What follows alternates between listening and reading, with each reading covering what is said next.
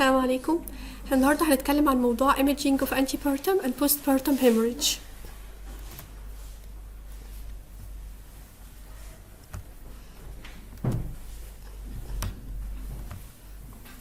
Antepartum hemorrhage definition بتاعه هو bleeding in the late pregnancy more than 20 weeks gestation can cause maternal and fetal risk. Antepartum bleeding associated with greater risk of postpartum hemorrhage. Potential cause of severe antepartum hemorrhage that radiologists should be familiar with include placental abruption, placenta previa, placenta accreta spectrum disorder, gestational trophoblastic disease, uterine rupture, other cause of cervical, vaginal, or valvular bleeding, and vasoprevia. Ultrasound, while cornerstone in evaluation of bleeding in pregnancy, can help assess presence of placenta previa, presence of decidual hemorrhage in setting of abruption, and sign of cervical insufficiency, short length, dilated os, and prolapsed fetal membrane.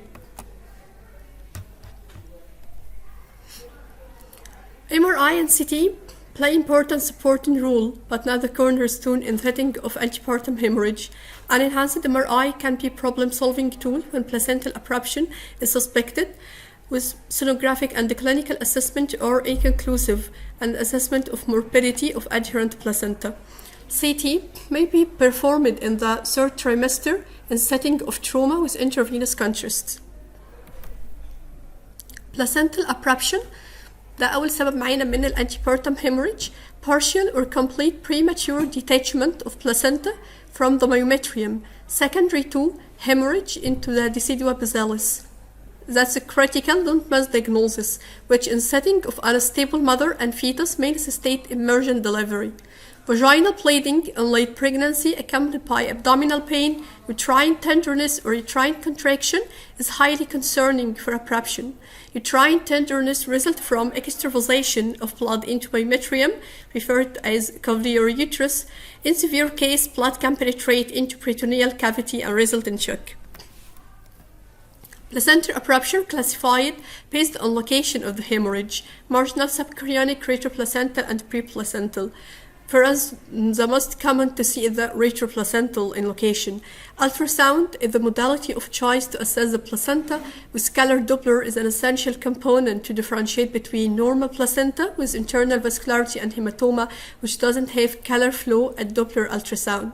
Its sensitivity for detection of placental abruption is as low as 24% due to the fact that the acute hematoma are often iso-echoic to the placental tissue, and small marginal hematoma are often subtle. There is a case here for marginal placental hemorrhage that resolved in time in 41-year-old patient at 90 weeks of gestation. For us, in here the picture A, color Doppler ultrasound image show avascular echogenic hematoma, oval, that's oval circle, abutting the placenta. Placenta here, that's the astrike, consistent with marginal placental hemorrhage. P and C, there are MRI images. For P, there is a confirmatory axial T2 weight image that show a low signal intensity hematoma, that oval shape, adjacent to the placenta. And for C, there is T1 image show a high signal intensity hematoma. D, that's the follow-up ultrasound that show hypoechoic resolving hematoma. Another case for placental abruption in 41-year-old woman, history 2 period section before. Obstetric ultrasound image here show an enlarging placenta. It's nearly iso-echoic to the placenta, and there is a rich placental in location. Increase in size from 6.4 to 9.6 during the examination, so there is an emergent section delivery was performed. MRI can be helpful in difficult case of suspected abruption in late pregnancy. MRI can assess for alternative cause of antepartum bleeding. When hematoma is found, MRI can aid in assessment of chronicity of the blood product, which carries prognostic significance. Hyperacute and acute placental hematoma are considered unstable. Diffusion weighted image can be helpful in detection of placental hemorrhagic lesion, and that's stable for the signal intensity change accompany evolution of uterine hematoma, hyperacute, acute, early subacute, late subacute, and chronic. Another cause of antepartum hemorrhage, placenta previa. Placenta previa defined as placental implantations that very close or overlie the internal cervical os. There are 4 categories of previa, include complete previa, complete covers the internal os, partial previa, marginal, that extend to the edge of cervical os, and low-lying, in which case there is placental edge within 2 cm of the internal os. Major imaging pitfall and diagnosis in placenta previa is the myometrial contraction of the lower uterine segment, which can cause overestimation of cervical length. Re-imaging cervical region after time may clarify the finding.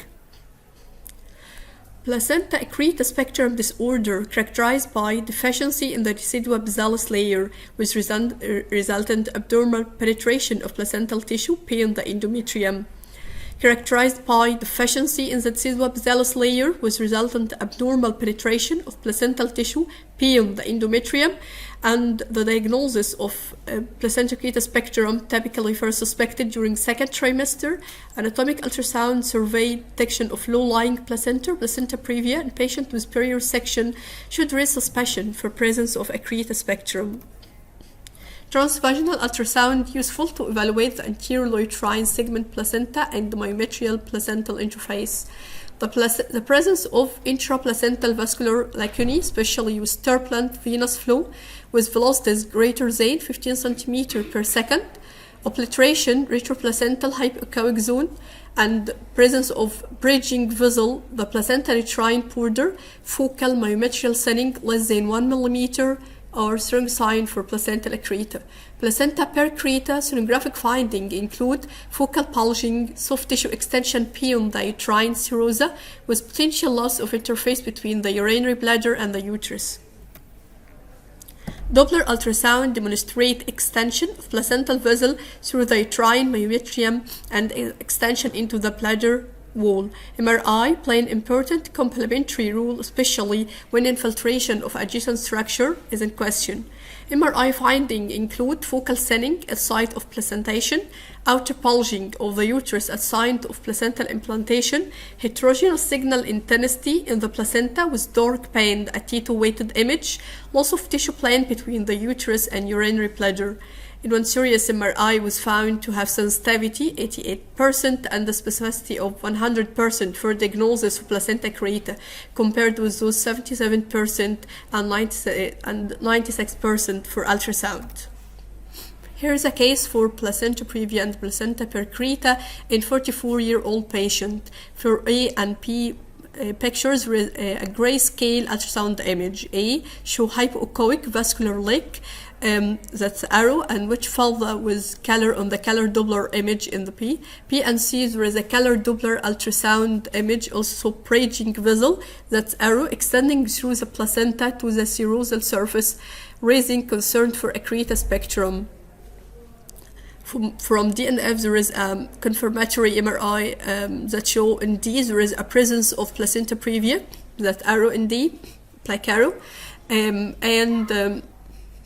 E and F show abnormal appearance of placenta with multiple T2 hypointense flow void, that dark band sign, arrow in E. And here in the F image there is extension of placenta beyond the uterine serosa.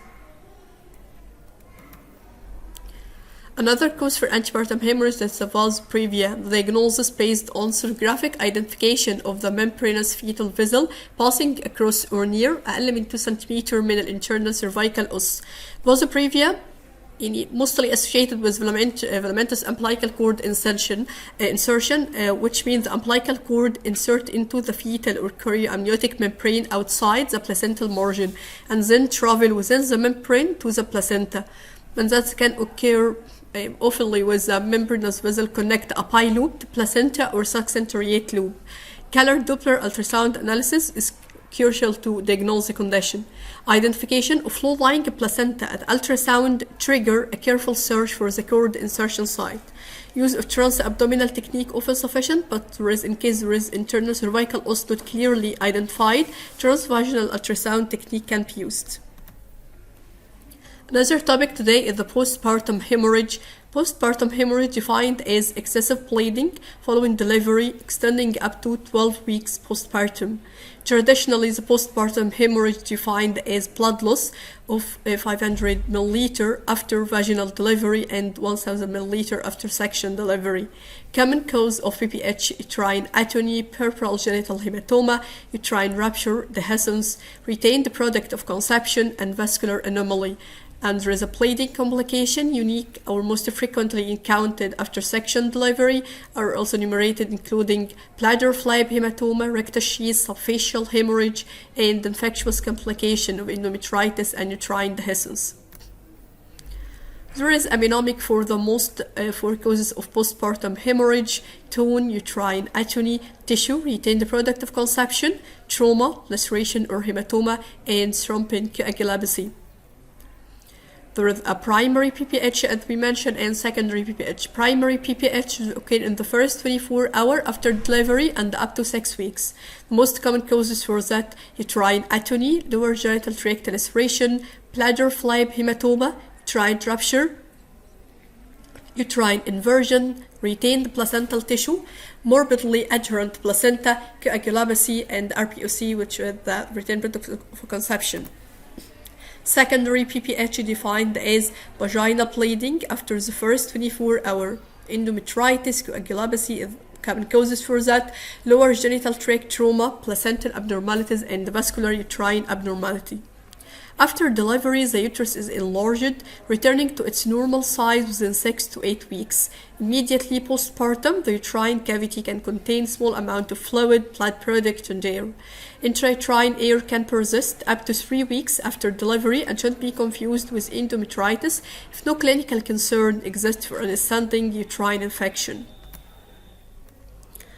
First cause here, there's tone or uterine atony. Imaging play no important role in that. However, if the cause of PPH is uncertain or undefinite diagnosis of uterine atony, contrast-enhanced CT arterial phase with delayed imaging can identify potential foci of active extravasation of contrast media. Another cause, there is trauma or peripheral genital hematoma. Postpartum genital hematoma can result from a traumatic vaginal birth or from an episiotomy. Source of bleeding can occur from tears anywhere.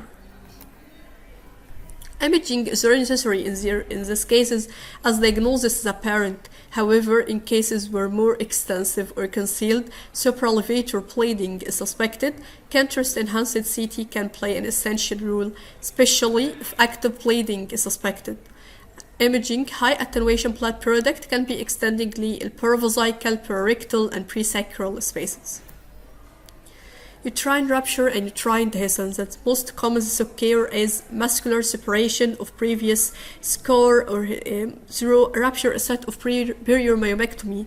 Incomplete uterine rupture refers to incomplete muscular separation with preservation of some layer of the uterine wall. Similarly, dehiscence, which is partial separation of section delivery incision with preservation of that serosal layer. Contrast CT may be particularly useful to make the diagnosis of complete rupture, with findings include full thickness, uterine wall hypoenhancement, fluid and foci of air extending from the endometrial cavity through defect into the peritoneal space. Other features that can be considered: presence of hemoperitoneum after delivery, as section delivery performed extraperitoneal. Therefore, intraperitoneal hemoperitoneum should be considered as amnios sign stating a careful look for dehiscence. Secondary finding of air fluid tracking through defect or presence of large bladder flap hematoma can aid with increasing specificity for uterine dehiscence. MRI, due to its superior soft tissue resolution, outperform CT and ultrasound in detecting the uterine dehiscence. Here is a case for uterine rupture after DNC in 40-year-old woman with history of 2 period section. For first case is a sagittal CT, show an air and fluid descending the endometrial cavity, and there is a focal myometrial discontinuity in the lower uterine segment with continuity with an extrauterine fluid collection, that white arrow here. In picture, it's a coronal CT image. The same examination show a ossified fetal part within the extrauterine collection. the white arrow, and there is that C images transvaginal pelvic ultrasound that shows similar finding with mixed echogenicity collection anterior to the lower uterine segment, which related to the uterine rupture. Most important cause for the postpartum hemorrhage that we should be considered, it's a RPOC, which is the retained product of conception. Imaging featured ultrasound include second endometrial echo complex larger than 10 mm, presence of echogenic intrauterine mass with internal high velocity, low resistant flow at color and spectral Doppler ultrasound. Lack of internal vascularity within the echogenic mass confirmed the presence of endoluminal blood product, which is normal finding in the recent post-gravid uterus. MRI can be helpful if ultrasound just is inconclusive. MRI finding of RPOC can include variably enhancing soft tissue within the endometrial cavity with areas of myometrial thinning. We should take care to discern the RPOC from gestational trophoblastic disease and acquired AV fistula. It's all causes for the postpartum hemorrhage. First, it's a clinical factor, especially quantitative to just qualitative beta HCG can aid in differentiate the RPOC from the gestational trophoblastic disease with the highest level expected at molar pregnancy. Mildly elevated with the RPOC and no beta HCG elevation with the AV fistula. An AV fistula can be considered at imaging when there is presence of hypoechoic or anechoic vascular myometrial mass with low resistant waveform and elevated peak systolic velocity greater than 20 cm per second. Here is a case for RPOC at ultrasound and MRI. For first pictures, there is a longitudinal transabdominal ultrasound. There is a heterogeneous mass in the endometrial cavity with a vascularity at color Doppler imaging, suspicious for large amount of RPOC. Another image, the coronal T2-weighted MRI image for pelvis show marked thinning of the left myometrium. And there's a site of retained placenta as white arrow finding concerning for invasion. And there's a vascular uterine anomaly. Vascular uterine anomaly present a less common but important causally secondary PPH. Specific entities in this category include subinvolution, enhanced myometrial vascularity, and AVF. Subinvolution occurs with the failure of regression of the uteroplacental arteries and may be accompanied by presence or absence of associated RPOC. Both EMV, that is enhanced myometrial vascularity, and uterine AVF are characterized by presence of low resistant high velocity waveform at Doppler ultrasound greater than 20 cm per second, while similar in imaging appearance, enhanced myometrial vascularity resolve spontaneously, but the AVF typically don't. This can be congenitally acquired, but statistically are most commonly iatrogenic after DNC. Here is a case of uterine AVF after vaginal delivery in 31-year-old patient with persistent vaginal bleeding.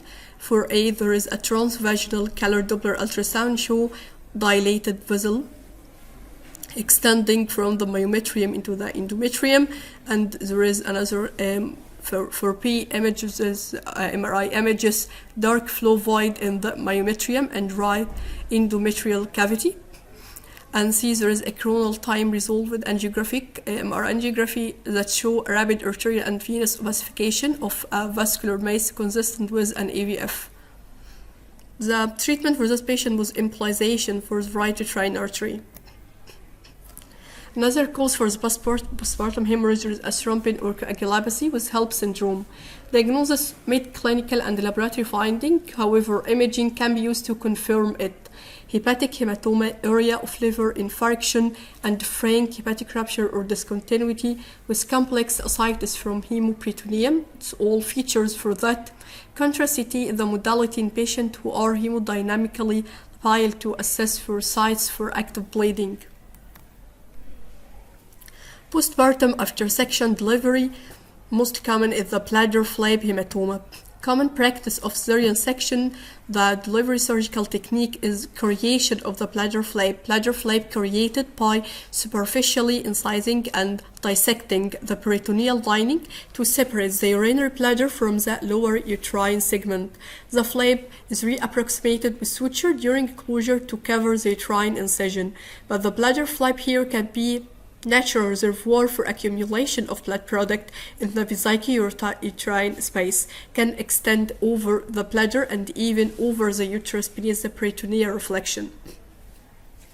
Hematoma larger than 5 cm in diameter have been associated with uterine dehiscence. The cesarean delivery incision can be seen here in that case.